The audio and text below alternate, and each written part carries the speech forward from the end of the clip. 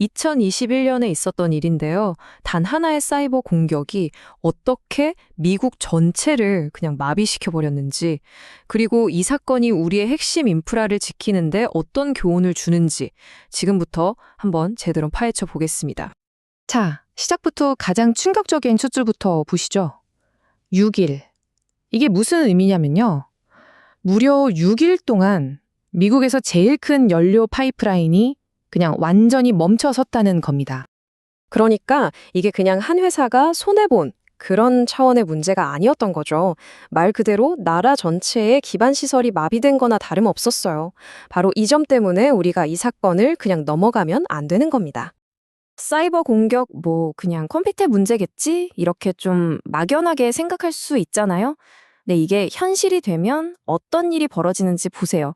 4개 주에서는 비상사태가 선포됐고요. 사람들은 이제 기름이 없을까봐 공황에 빠져서 사재기를 시작했죠. 주요소마다 줄이 그냥 끝도 없이 늘어서고, 와, 진짜 국가 물류 시스템 전체가 멈출 뻔한 정말 아찔한 순간이었습니다. 자, 그럼 이제 이야기의 본론으로 한번 들어가 볼까요? 도대체 누가 그리고 왜 이런 공격을 했는지, 그리고 공격을 당한 이 콜로니얼 파이프라인이라는 곳은 대체 어떤 곳이었는지 그걸 알아야겠죠. 이 콜로니얼 파이프라인이라는 게요, 그냥 기름 파는 그런 회사가 아니에요.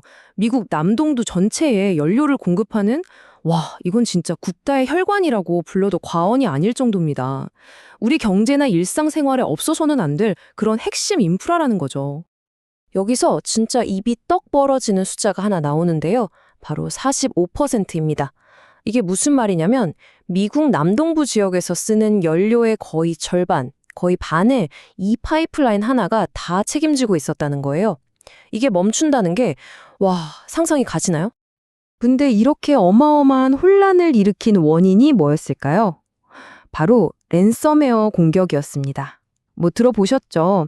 해커들이 시스템을 딱 잠궈버리고 돈 내놓으면 풀어주겠다고 협박하는.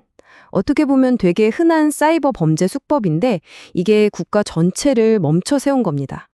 자, 근데 여기서 진짜 궁금한 게 생기죠. 아니, 어떻게 컴퓨터 바이러스 하나가 저 멀리 땅 속에 있는 파이프라인의 기름 흐름을 물리적으로 멈출 수가 있었을까요? 그 해답의 열쇠는 바로 IT와 OT라는 이 두 시스템의 결정적인 차이에 숨어 있습니다. 이게 좀 복잡하게 들릴 수 있는데 아주 쉽게 비유해 볼게요. IT, 그러니까 정보기술은요, 우리가 흔히 생각하는 회사의 사무실 같은 거예요. 회계 처리하고 이메일 보내고 데이터를 다루는 곳이죠. 반면에 OT, 운영 기술은요, 실제 공장 현장입니다. 파이프라인 밸브를 열고 닫고 하는 진짜 기계를 움직이는 기술이죠. 그러니까 이 둘은 완전히 다른 세상인 거예요. 자, 그럼 사건이 어떻게 터졌는지 한번 순서대로 따라가 볼까요? 첫째, 해커들이 공격한 곳은 사무실, 그러니까 IT 시스템이었어요. 청구서 처리하고 그런 네트워크요.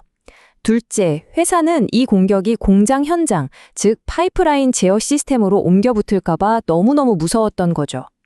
셋째, 그래서 대참사를 막기 위해서 회사 스스로 파이프라인, 즉 OT 네트워크에 전원을 내려버린 겁니다. 바로 이 부분입니다. 이게 이 사건의 진짜 핵심이에요. 해커들은 파이프라인 제어 시스템의 손끝 하나 되지 않았어요. 그런데도 공격이 번질지도 모른다는 그 두려움 하나만으로 국가적인 재난이 터져버린 거죠. 정말 무서운 일이죠. 자, 그럼 이런 끔찍한 사태를 막을 수는 없었을까요? 이제 문제점에서 해결책으로 한번 넘어가 보죠. 만약에 말이죠, 이 콜로니얼 파이프라인의 IEC 6243, 우리말로는 IEC 6243이라고 하는 국제 보안 표준이 제대로 적용되어 있었다면 결과는 어땠을까요? IEC 62443, 이름이 좀 어렵죠? 간단하게 말해서 이건 산업시설을 위한 디지털 요새 설계도 같은 거라고 생각하시면 돼요. 사이버 공격으로부터 우리 공장이나 발전소 같은 시설들을 어떻게 안전하게 지킬 수 있는지 그 규칙들을 쫙 정리해 놓은 국제 표준인 거죠. 이 복잡해 보이는 표준도 사실 핵심 전략은 딱 2가지로 나뉠 수 있습니다. 첫째, 벽 세우기. 그러니까 사무실인 IT망과 공장인 OT망을 아주 엄격하게 분리해서 공격이 넘어오지 못하게 단단한 벽을 치는 거예요. 둘째, 탈출 계획 세우기.